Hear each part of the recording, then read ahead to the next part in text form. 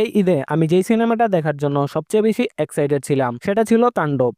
আর দেখে এসে আমি এক কথায় বলতে পারি, বাংলাদেশে এখন পর্যন্ত যে কটা ভালো অ্যাকশন থ্রিলার বানানো হয়েছে, তাণ্ডব তার সেরা নমুনা। এই সিনেমার সবচেয়ে বড় শক্তি হলো এর গল্প।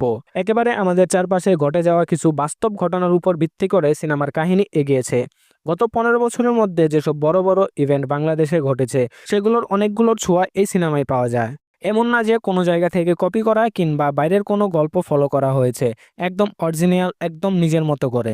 সিনেমার মিউজিকও দারুণ, ব্যাকগ্রাউন্ড স্কোর অনেক সিনকে আরো পাওয়ারফুল করে তুলেছে। আর একটা রোমান্টিক গান ছিল যেটা এখনো ইউটিউবে আসেনি, এই গানটা ছিল এই সিনেমার সেরা গানের মধ্যে একটা। সাকিব খানের অভিনয়, নিঃসন্দেহে উনি এই সিনেমায় তার কেরিয়ারের সেরা পারফরমেন্সটাই দিয়েছেন। তার বয়সে যে বদল আনা হয়েছে সেটা কৃত্রিম না, বরং ক্যারেক্টার অনুযায়ী দরকার ছিল, আর উনি সেটা খুব ভালোভাবে ক্যারি করেছেন।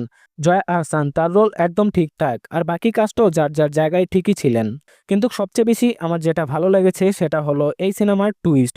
যখন মনে হবে সিনেমার গল্প বুঝে গেছি, তখনই এমন একটা টুইস্ট আসে যেটা দেখে আপনি চমকে যাবেন। অনেকে আগে থেকে বুঝতে পারবেন না, কারণ এমন টুইস্ট সাধারণত এই ধরনের মেইনস্ট্রিম সিনেমায় দেখা যায় না। আর কেমিওগুলো তো সিয়ামকে এমন অবতারে আগে কখনো দেখিনি, তাকে দারুণ লেগেছে।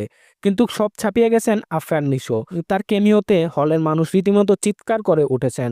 আর একদম শেষে যে জিনিসটা দেখানো হয়েছে সেটা দেখে পরের পার্ট দেখার আগ্রহ কয়েক গুণ বেড়ে গেছে। আর সবচেয়ে বড় কথা, রায়হান রাফি বাংলাদেশে প্রথমবারের মতো একটা সিনেমাটিক ইউনিভার্স বানানোর পথে হাঁটলেন। যে প্লটটা তিনি বেছে নিয়েছেন সেটা বলিউড বা সাউথ ইন্ডিয়াতে কেউ এখনো এক্সপ্লোর করেনি।